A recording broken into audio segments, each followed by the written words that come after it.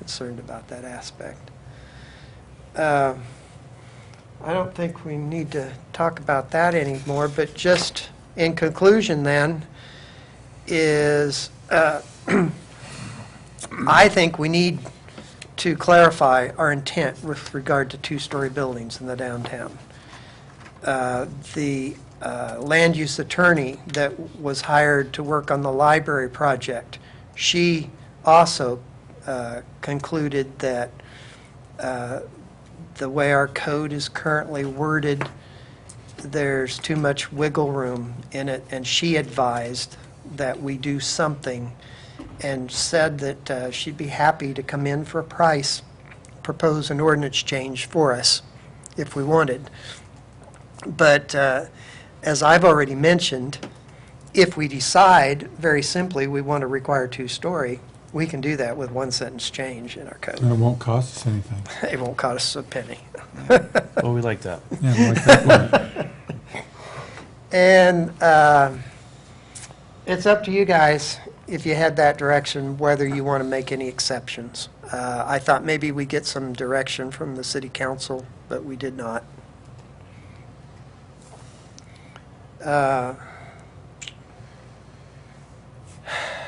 Just this cautionary thing here, many and most urban design professionals, they continue to say that downtown areas should have an increased intensity of use over your other commercial areas. And that one of the ways to do that is two-story, and one of the contributing factors that make your downtown unique is the fact that you can have people live in that upper story. And so it promotes a continual desire to have housing in a downtown area.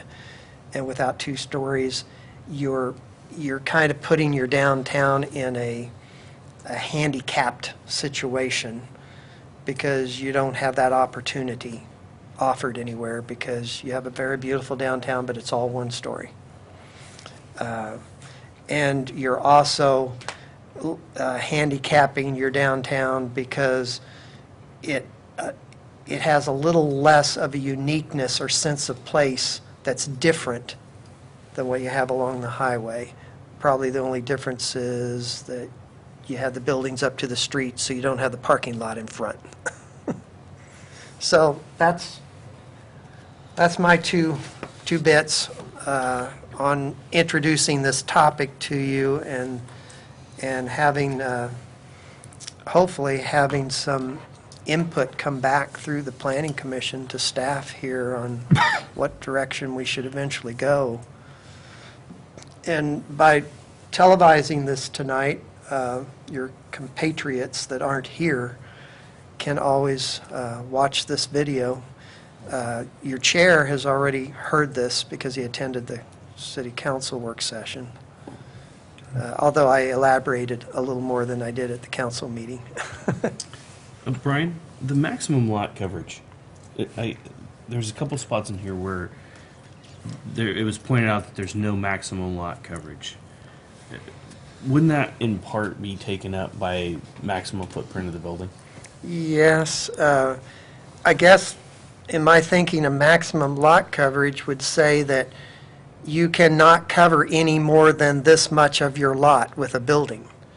And so if you did that, you would be kind of forcing them to go up. Are you looking for a percentage there then?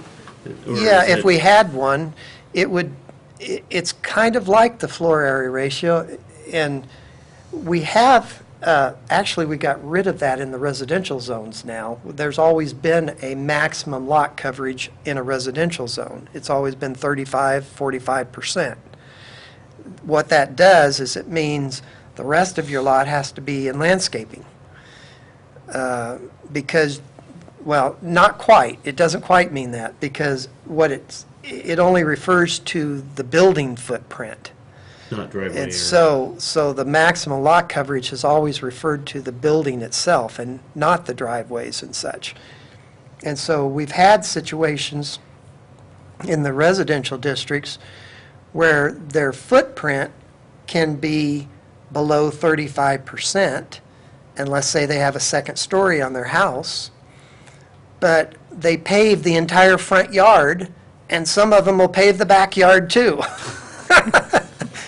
And so you end up with zero landscaping because we don't have any standard that prohibits you from paving your entire front yard with a driveway or throwing gravel. Your driveway is supposed to be paved, but if you have the required driveway outside your garage, then there's nothing to say you can't also pave the rest of your front yard for that RV you want or something else unless your CC&Rs prevent it. And so what we have today is we got rid of that lot coverage, and we have an impermeable surface percentage requirement, and it's at 60% in a residential low-density zone, 70% for the high-density zone. So that means that that does mean that 30% in the high density of your lot has to remain landscaping, so the rain can permeate down through the soil. Or you can get around the standard by using permeable paving blocks as your driveway. We don't see that very often because it's more expensive than concrete or asphalt. But if you were to use those, you could count that as landscaping area, so to speak, because it's permeable, and still have lots of storage buildings or patios, what have you, in your yard, and little landscaping if you can still have permeable pavers. And so in the downtown area, trying to think of the same thing as if we put a maximum lot coverage which deals with your building so that you can't build on 100% of your downtown lot, then that's going to allow some area for landscaping or some area for parking, and it's going to force your building to go up if you want more square footage, because we're not letting you cover the whole lot with a building. Well, that you'd have And- to meet the FAR, Yeah, that's right. so you'd have to go up. That's right. And so, I think that's They're- what the yeah, they're- plan was to begin with. They just didn't do it really well. yeah, they didn't put any maximum. And so maybe if there had been a maximum lot coverage standard, along with that existing floor area ratio, it would have caught this instance where there wasn't any parking and forced it to go up with that. But, you know, or even changing the definitions of floor area ratio, so maybe it includes parking structures or something. I mean, right now, it says to exclude parking structures from your floor area Well, I know right now ratio. the city of Portland is building those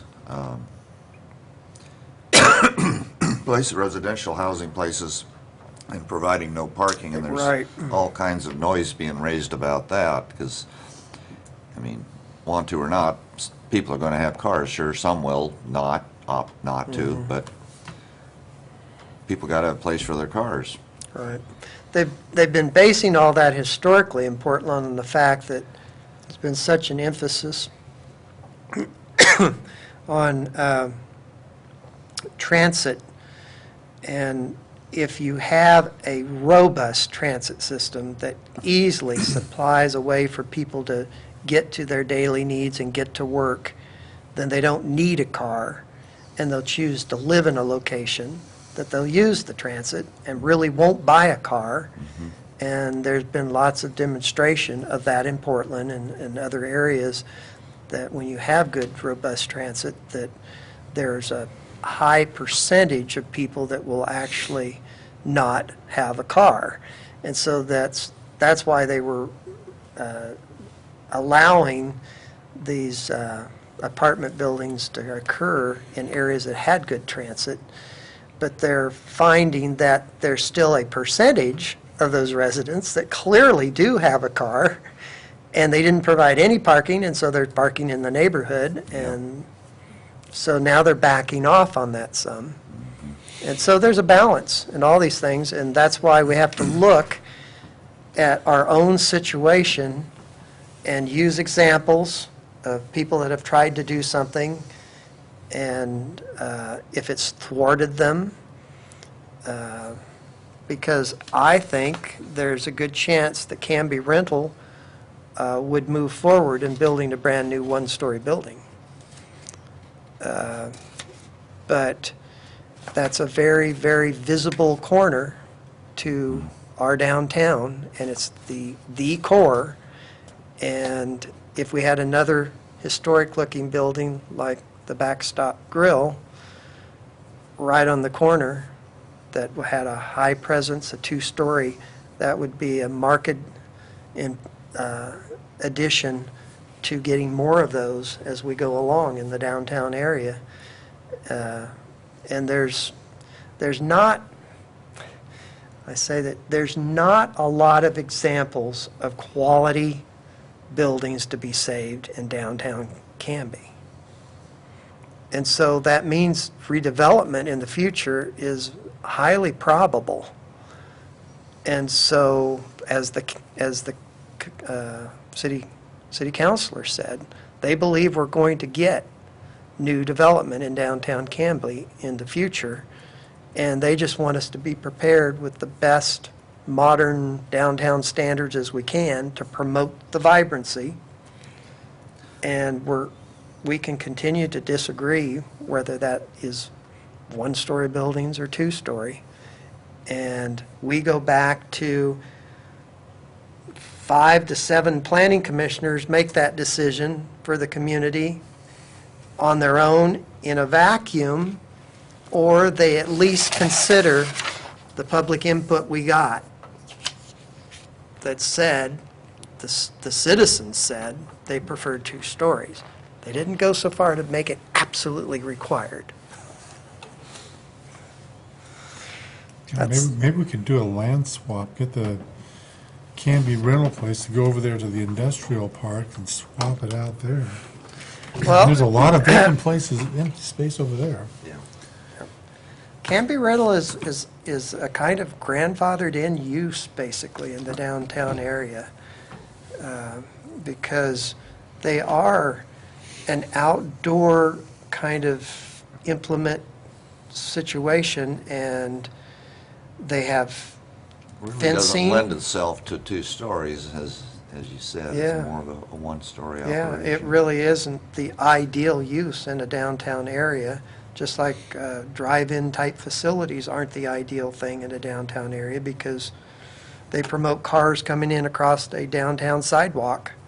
And when you have buildings touching each other and a solid wall, it's hard to have drive-up facilities in that kind of environment. So, yeah, are we at the end of the? Yeah. Yes.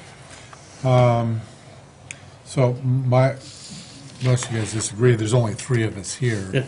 And while I think that, all the brain power that's in here, we can make all kinds of cool decisions, I think that we should, think about what we just talked about, of course, and move forward when we have a few more folks sitting at this place. But I would like to go back and I'm just curious as to where we are on the Fred Meyer gas station project. Okay?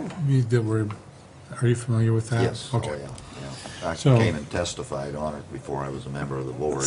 Okay. So a quick update on that is that there was a Save Downtown Canby group, which was the opposition, filed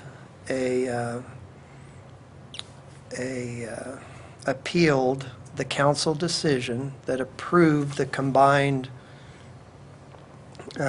text amendment, rezoning, and site design review. And we submitted the record to LUBA very quickly to meet the deadline, and they filed an objection to the record. And The anti-gas station folks? That's right, and so we have been spending the last month trying to correct the record so it was in the correct format and included all of the documents that he cited were missing. and we're getting close to having that done. And at that point, if there's no more objections to the record, it will move forward to a hearing before LUBA. Do we have a time frame, or, when you say quickly, I guess that, At least probably another week, we'll have the record done and resubmitted to LUBA, I'm guessing. Okay. And I don't know how long it will take them then to settle on that. Okay, and then the second thing that I think that we have hanging out there is that is a nice guy that wanted to have his mobile food, Yes. mobile salsa processing Right. plant.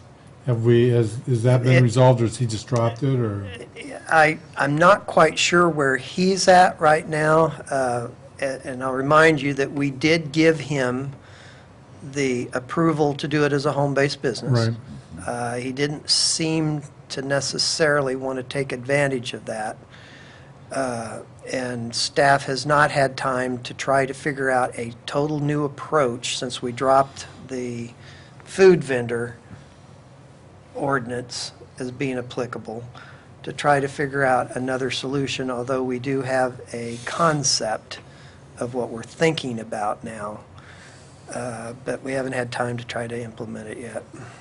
And I don't know, I guess we haven't felt too pressed on that, but it's still there. We're still trying to figure out how to come forward with that. And Well, if he has not followed up, I'm guessing that might be, more important things that are going to be on your plate pretty soon. right, and what we should probably do once we feel like we've got a window to jump on it, we'll probably call him again just to touch base and make sure that, because again, we're kind of making this ordinance for one individual, and so it would be nice to know that he's still interested before we, Spend any We more do that. time, effort, and energy. Right. Yeah, got it. so I appreciate that.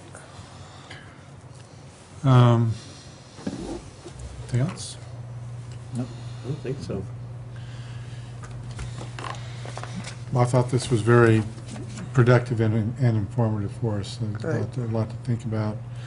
Now, where do we move from here on this? When we get a quorum, do we? I think that's, as far as staff's concerned, we've got to have direction, because, like I said, we can fix this. We kind of know where we think we should go, and I think that may have come across in my presentation, but you need to make the decision and give us some direction, and depending on what it is, that'll depend on how difficult it is for us to modify the ordinances. But it could be really simple, and we could move on to something else, too. Okay. Since we're, I don't know, we aren't entertaining motion, so I guess we can just adjourn and Yep. call it an evening. Thank you, guys. I appreciate it.